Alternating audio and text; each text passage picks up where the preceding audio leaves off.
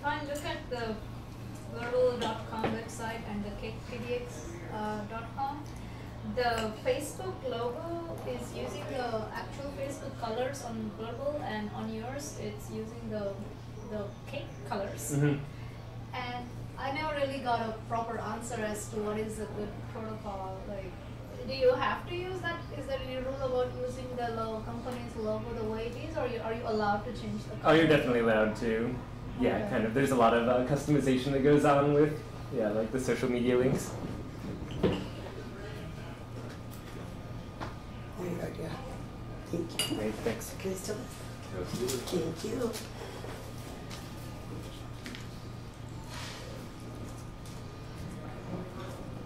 All right, just let me know. We're live. Okay, great. All right, and we're back. And for the workshop section of this, I think we're going to be looking at the Blurble game website, which will be great. So if you want to join along with us, we're actually going to try to maybe stream the website and get that up on a feed, or you can just go to blurblegame.com, which is B-L-U-R-B-L-E for Blurble and then game.com. And I'm looking on it. I took a look on the computer to make sure that I was getting a legit view on my phone too, but have it pulled up here as well. So let's just start at the beginning here. So tell us about the, I guess, just even the creation of the website. Did you hire a designer to do this, or did you end up doing it yourself, or how did you go about this? There's a friend of mine. His name is Ben Vanderveen, and he's a local Portland guy who does both website design and maintenance and video stuff. And so he's done all the video for me, and he's also took care of the entire website. All the art that you see is done by Erin Kohler, who is a freelance artist in Portland as well. So the art is a creation of her, but then all of the design as far as the website is Ben. Nice. And did you, were they just nice enough to do that for you, or did you end up paying both of them to do the designs for them? They're both hired. Nice, nice. Yeah. Great. And so yeah, let's just start at the beginning here. So when you open up the page, the first thing you see is that big Blurble banner going across the top of it, kind of scrolling through a few different of the Blurble images. See, so we got the fast-paced game for quick-witted people, yeah, and that just carries on through all three, I think. Tons of fun for everyone is the last slogan that we have there. Which looks great. And then, yeah, there's the nav bar up at the top there. You scroll down a little further, a bit of a little text box describing what Blurble's about and how to play it, which is great. I like that the rules are right there on the front page, which is really easy. Also just shows how simple the game is. And then a little message box, it looks like, down there for sending you a message, and then more links at the bottom. So the first thing that I noticed, right there on the homepage, is just that I don't see a huge call to action anywhere. Especially considering that you're on Kickstarter and that you really want people to be tossing in money towards you. Right. So having something like, if you go even over to the About Blurble section, even though it's not in big and bold text, right there at the top of the About is Blurble is live on Kickstarter. Check out the page and show your support by clicking here, which is a perfect call to action. It's just hey, I'm on Kickstarter, give me money. Right. Which, rather even than having those first images there, might also be a very nice thing to, or yeah, shrinking down the images and tossing that call to action over on the side, just so that when they go there, even throwing it down below, kind of instead of that contact form even, might be good, but then it's not the first thing they see. If they don't scroll down the page, right, or if they don't click the About or anything like that, then they wouldn't even find a call to action. Which is really important, because once again, you want to hold people's hand through what you're doing. The other thing that I see, and by the way, I'm just going to kind of give a few quick opinions, and then I'm just going to open it up to other people to toss in their thoughts on this, and actually try to workshop it some, is that it's not immediately obvious looking at these images scrolling through here or reading the links at the top, so until you go below the fold, it's not clear that it's a card game, even, or what type of a game it is. If it's a computer game, if it's a board game, if it's even done in person, you know what I mean? If I just saw the Blurble banners, the fast-paced game for quick-witted people, I'd probably think it was some kind of Facebook app type game or something to download, or a flash game to play or something like that, maybe. Okay. So maybe even like a deck of cards being shown as one of those scrolly images might be good. Oh, okay. Or having the images that are on there specifically laid out like in card form would make it really clear, like just on first visual glance, exactly what the game was supposed to be.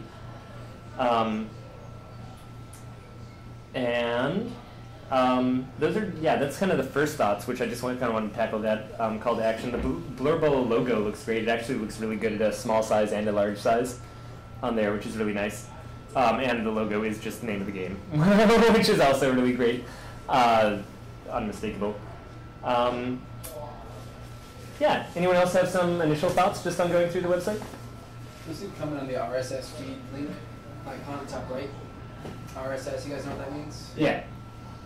So, RSS has a specific function to keep people updated quite quickly from here to there on news. And I'd be surprised to see if there was up and coming info on there, and if you click on it, I'm expectedly let down because it's just one post on there. So I'm thinking probably could stand to be removed altogether. It's not adding to anything. Okay. And it's just showing incompleteness. In its replace, you can just put your Twitter, Facebook and Twitter. Right. Because you're on Twitter. That's how I met you. Right.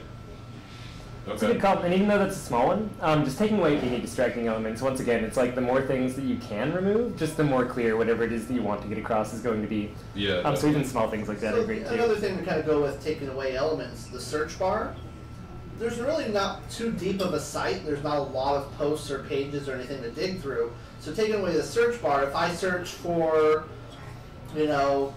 McDonald's on it, and of course there's nothing McDonald's related, but and I don't come up with what I'm looking for, I'm going to leave your page because it doesn't have what I want. But if I dig through your page, I might find what I want or something else inadvertently. So just getting rid of the search bar altogether, kind of keep people digging through your site. Yeah, that type your search thing up there. Okay. Yeah, I think that's good too. Likewise, actually, on the bottom of the homepage, the little contact us form. Have you gotten many messages through the site at all? Not a lot, but I've been getting some more recently. Oh, nice. Yeah. That's good. Yeah. So I mean, if you're actually getting feedback from it, and it seems like that's how they want to contact you, or like it's encouraging them to contact you that way, then totally keep that on there because it encourages action, which is great. I feel like I don't really know the statistics behind it, but it seems like a good, easy way to just, rather than opening up a Gmail and copying your, someone, it's already plugged in for you. So I feel like it's a pretty effective way to get a hold of me. Maybe off to the left of it then, there's a bunch of white space off to the left of that contact form. And maybe put a situation in which they'd want to contact you. Or a couple of them, hey, contact me if you're wondering about the game, or if you want to, discounts are a great way to encourage contacting as well. Okay. But actually letting them know, because otherwise it's what kind of message am I supposed to be sending here? I guess just questions or something, but if you, once again, spell out how they're supposed to interact with you, then people will actually interact with you. Schedule a live demo, what are the rules, encourage them to basically contact you for any reason. Okay. Yeah, even if it is just hey, contact me for any reason, even just say hello over there, would I feel encourage a lot more connection. One area I think for opportunity is with this cool slideshow that's going on right here. Graham mentioned this, that it's not super clear right off the bat what the game is or how it works. You're referring to the slider images on the top? Yeah. Yeah. It would be quite conceivable if you had a little storyboard of the gameplay process. Slide 1, 2, 3, and 4, a complete round. Because you've got these sort of a progression, and it would maybe grab people's interest and make them conceptualize it much. And maybe the slides are only that progression, so it's one slide, the first step, second slide, the second step, so it kind of takes them through the process if they stick around long enough. And then probably fifth slide, click on the Kickstarter and donate, maybe something like that. So what? I guess I'm a little confused as to what you're suggesting as far as what each slide would look like. Yeah, well, I haven't played the game yet. The first slide would be probably good for a montage, you have it. And maybe even, so the second slide would be you lay a card down. You might even have a graphic of a hand or something like that doing that, but a card and then showing someone, having to think. One person a ... kind of text bubble, and one person shouting out another word that starts with the same letter. Third slide, reaction, everyone just hilariously cracking up at what's going on. Okay, yeah. And then maybe showing maybe even a top-down view of people sitting around a table and some cyclical animation or just arrows showing that it's going around a lot. And time's passing, something like that. Okay. Just a full process. And that, I mean, a picture's worth 1,000 words. 4 pictures is 4,000 words. So, I mean, do the math. And I totally get what you're trying to accomplish. You're trying to accomplish, look at all this great local art that's being displayed. You want to show what the cards look like and all the fun, but really, regardless of what the picture looks like, it's about the play of the game, and that's really the story you want to tell. Yeah. Is sell people on the play of the game and how much fun it is versus what it looks like. I think. Okay. Totally. And excuses for just like totally tearing into Yeah. the Oh, site this as is well. awesome. Okay, good. Yeah, 'cause You our artwork's great. by the way. Yeah, when you go to be workshop, man, it's like all constructive, even though it doesn't sound like it. No, totally. Yeah. Scrap this whole website. Yeah, you should just take this thing down. Okay. That's great. I was looking through the for kids section as well. That's which, the one page that I did. Nice. No, I actually really like that. It's the best one. Yeah. Alright. And once again, it's because I mean it has a lot of content. It doesn't have those like clear calls to action, but it's not really like the purpose of the page.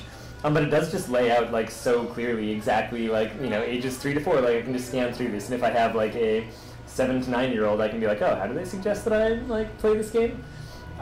Which is great. Maybe even just a little table of contents with links down to each section. Little anchor links at the top. So it's like, hey, do you have kids? Like, what age is your kid? And they can click on it, and it automatically takes you down to like that little section of the page. Cool. Yeah. Would be the one thing that I'd add to that. But I actually really like the for kids page. Yeah, this page really paints the picture a lot more. Yeah, it's the one page that really tells you what's going on. I like it. Okay. So there you go. So you nailed it. I bet you could probably cut down like maybe possibly like 20 to 30% of the words in there and still get the idea across. Okay. Because I see this and I read a lot and I'm good at scanning, but I glaze over immediately like, okay, what's the point here? And I'm automatically like disservicing the words you put in there. I mean, if it was like a sentence or 2 or 3, I mean, it seems like you've done a pretty good job at being succinct and concise. I bet you there's about 20% more you could take off of that if necessary. Okay. Yeah, and really, it's again, you don't want to turn anybody off. So if I'm reading, oh my gosh, it sounds so complicated, I'm not gonna get it. It's for my kid. My kid's 3. He's not gonna sit there through a 100-word 3-step process. And so really, either take and go. Step 1 for 3 to 4, set out 10 cards. Step 2, sort through the deck. Step 3, pick out several animals. That kind of thing. And just leave it at that. And then if you really want to get into, for the full official rules, download this PDF. You can go that route, but again, I think that's adding an element that really doesn't help for what this site's trying to do. Okay. When you sell 10,000 decks in a year from now, having the official rules in case I lost mine out of my pack would prove useful, would give me a reason to go to the site. But for now, I think too much information is kind of hurting getting people to buy on early process. That is actually a good point, especially with just how simple the game is. Like, it is dead simple.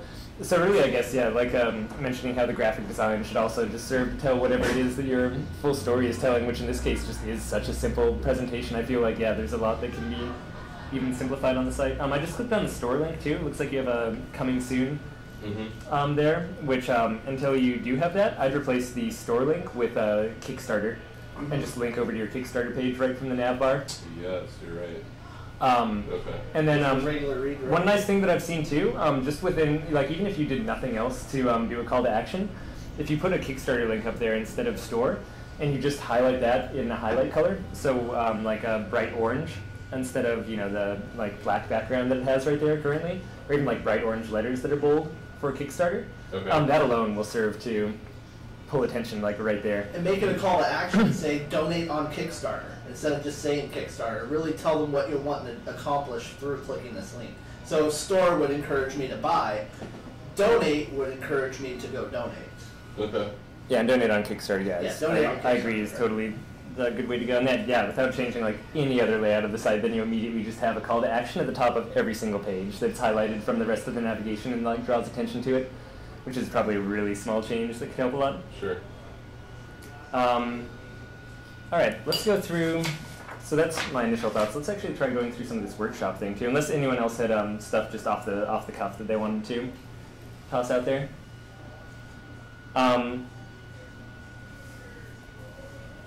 So let's see, on the About Blurble page, oh, and that talks about kind of the story behind Blurble.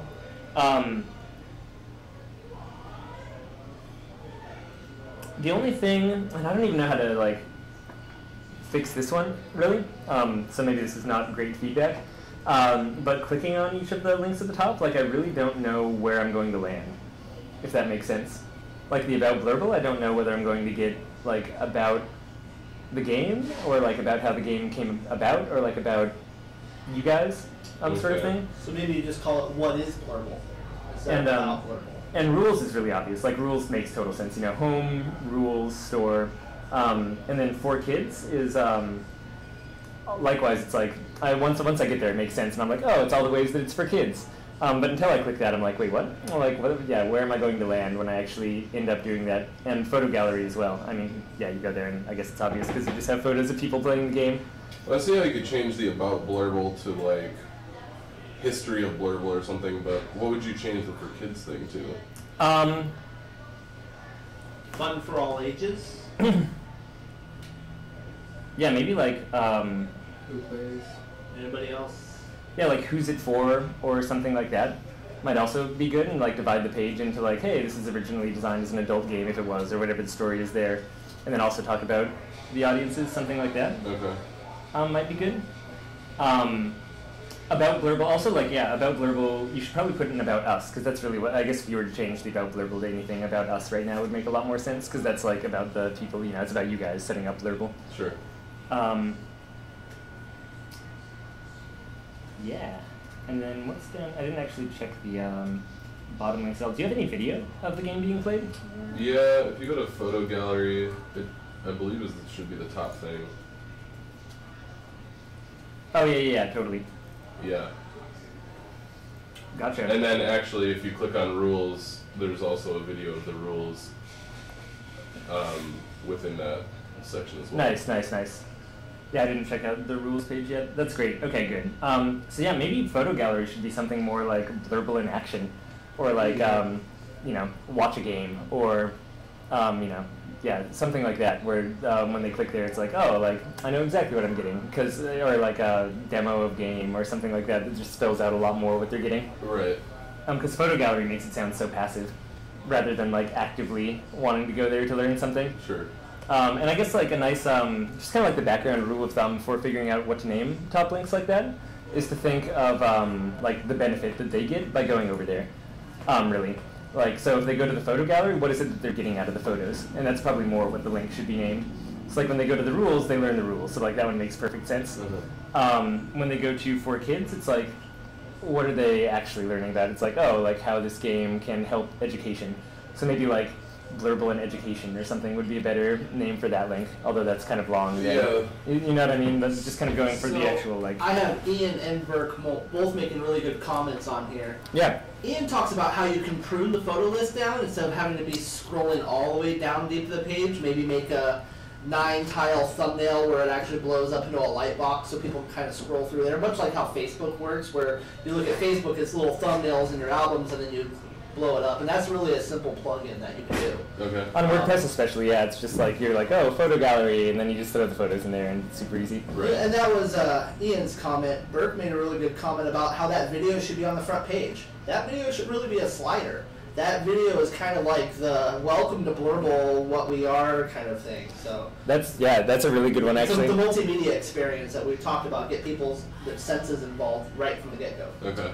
Yeah, I think when visitors have the choice between video and text, and the first thing sees a video, bar none, they're not going to skip the video. Yeah, definitely. I think I think putting the video on the homepage, other than that, like, yeah, and also that call to action in the top, are the two like simplest so far. Yeah, that's like really solid. My solid. single biggest regret with my Kickstarter page was not putting just there's a clip that I think is just hysterical of just this girl laughing and kind of making not a fool of herself, but just laughing and just giving a pretty clear demonstration of how hilarious the game is. And I wish I just started with that without me opening my mouth at all. I wish I just gone into that because started with her laughing, then like, what's so funny? And yeah, you go in, because I start laughing every time I see her and shouting words out. It's hysterical, and I wish I just started with that. So that's probably the same kind of thing I should do on my home. Yeah, totally. That's great. And instead of photo gallery, because again, it's like who clicks on the video tab, who clicks on the photo gallery tab. Make it what they're going to experience when they land on it, like see Blurble in action. You know. I already mentioned that. I was reading comments. Thanks for the recap, Derek. Thank you very much. Awesome. That's great. What about degrading actions? That's another good thing that we haven't talked about with this one so far. So right now, what's the main action that you actually want them to take from the page? Well, for the next month, it would be definitely going to my Kickstarter page and telling friends about the Kickstarter page. Cool. Which is very definitely not displayed very well on this website. For sure. Yeah, so that's getting that call to action up there. And then what would be, so if they don't donate to Kickstarter, like if you can't get them to donate, what's the next like best thing to that you'd love them to do? Well, if it's not a direct pledge, it would be telling friends to pledge, and even if it's beyond that, just creating a memory in their minds so that when this thing is actually out, the next time they see it or hear about it, they're like, oh, you know, I heard about that, I saw that, it looks hilarious. Where can I get that? You know, maybe the next step is the sign up for, be alerted when Blurble hits the stores, or something along the lines like a sign up for an email list of letting people know if they feel iffy about donating to Kickstarter, know when it actually launches. Yeah, that's a good call. Yeah, you could even have them sign up to get like a discount for when it first, hits the stores. Yeah, anyone on my mailing list is going to get a discount when this thing comes out. Yeah, getting people to sign up for a mailing list is a great thing. That's always my backup. Like, that's always my minimum backup. It's like, okay, at the very least, I'm going to try to get an email address. If they don't do that, then it's maybe like connect with us on Facebook and Twitter. You know, it's that very last low risk opt-in that they can easily opt out of. You know, some people think, well, if I sign up for an email list, who knows if I unsubscribe, will you unsubscribe me? Well, here they can just, unfollow you. Right. Totally.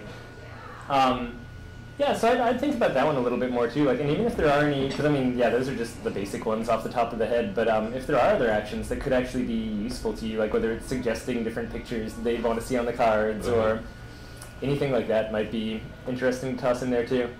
Or yeah, if there's actually just anything else that you would like to see people do, that's also a great place to put it. Is at the bottom of that main page or on any of the secondary pages. And then I thought of one other thing too when I was looking at this, which is a lot of the text looks like it could be narrowed down maybe a little bit. So a lot of it spans the width of most of the page or of a decent chunk. And even just breaking that into columns, like into a couple columns, really does do a lot for readability. Like as you scroll down on that main page, I'm reading the text about, Blurble is the new and exciting fast-paced game that provides endless entertainment. Just the fact that that is spread out so widely across the page makes it a little less accessible, I think. Like I definitely just kind of saw that big chunk of text and sort of like scanned through it a tiny bit, but didn't stop to read all of it. So you're just suggesting like a line down the middle that breaks it into two columns kind of a thing, or what? Yeah, or have like, the text in one column and maybe like cut down on the words. So in the that text a little video, bit, and then that video will sit, let's say, to the left, and then the text will sit to the right. That breaks it into two columns.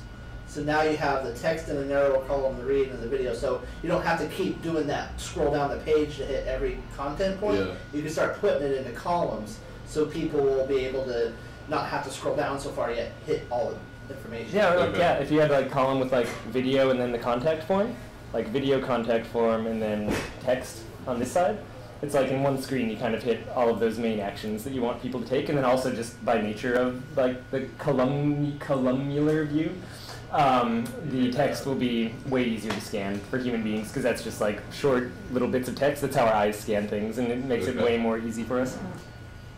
Yeah, I'm kind of looking at this paragraph on the front page that's beneath the slideshow, the slider. And it could probably be, like everyone's saying, a little bit more vertical than horizontal, especially because it's a little, it's about a progress or a process, I mean. And so there's like this introductory line that says Blurble is a new exciting fast-paced game.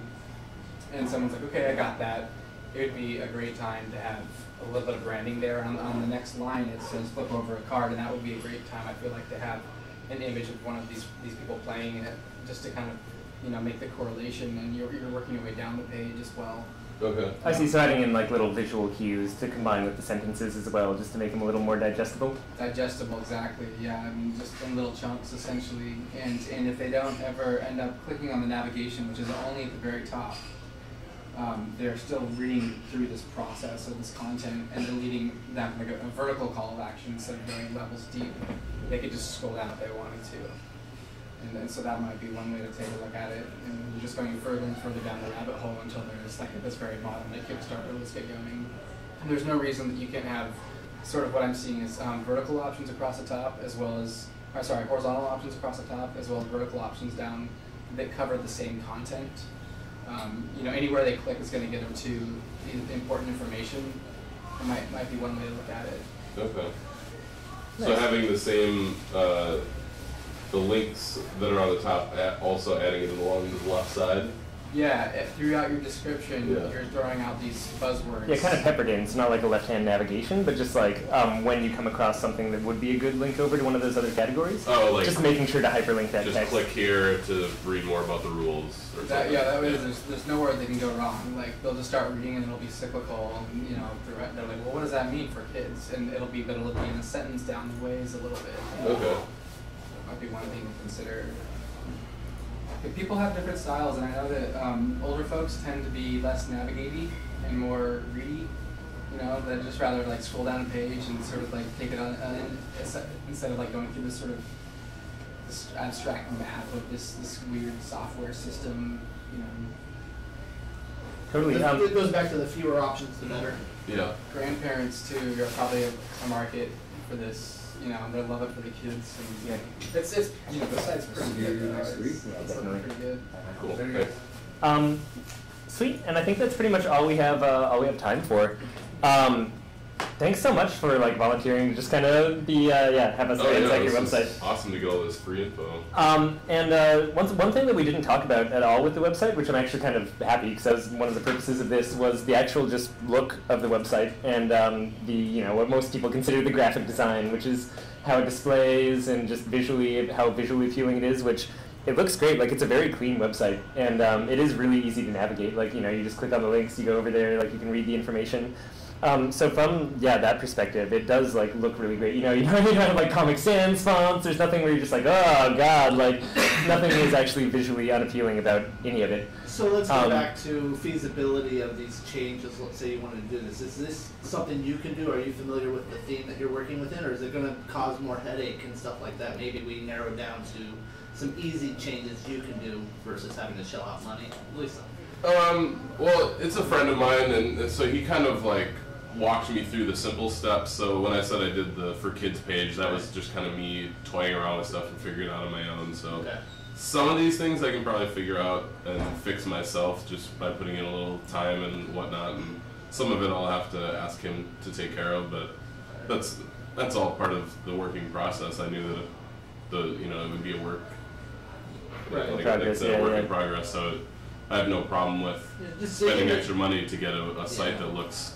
Digging the theme a little bit more, you'll notice that in this particular theme, you do have the option for customized sidebars.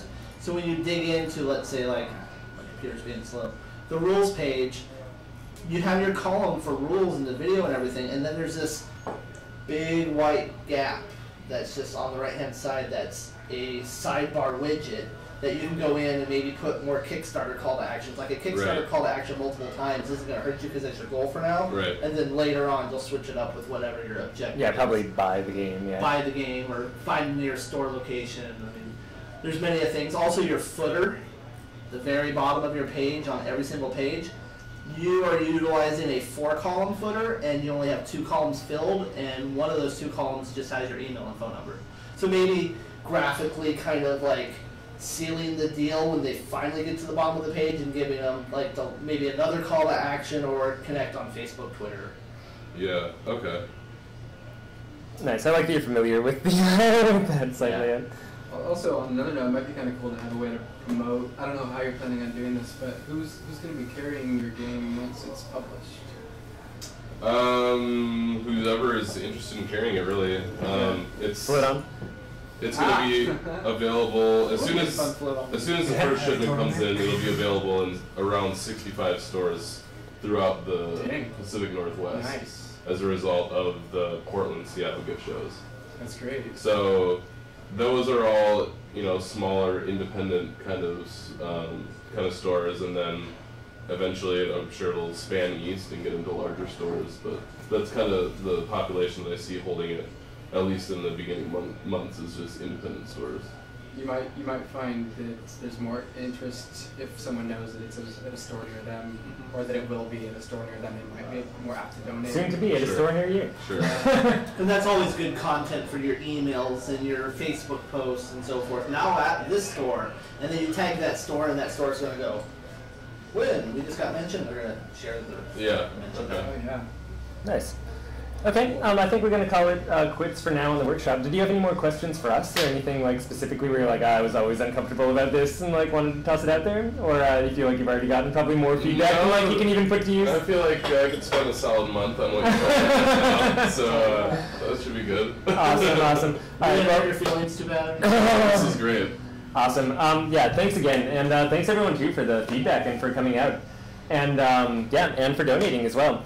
And for you guys at home, if you want to donate, do we have an online donation? You know, I'm almost setting that up right now.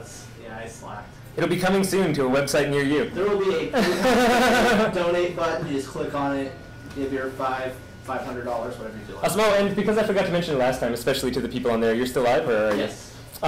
This is a great design book to check out. I highly recommend it. It just really breaks things down and provides like just extremely useful advice, from here's how you pick colors, to here's how you choose the right fonts, to I want to design a pamphlet that folds in this specific way, like here's where you put the headers, here's the size image you want. It just like really nails it and is incredibly useful. And we will also have a link to that book on Kate's blog with a link to Amazon where you should really buy one. Because it sends us money. And Alright, please guys. donate to my Kickstarter.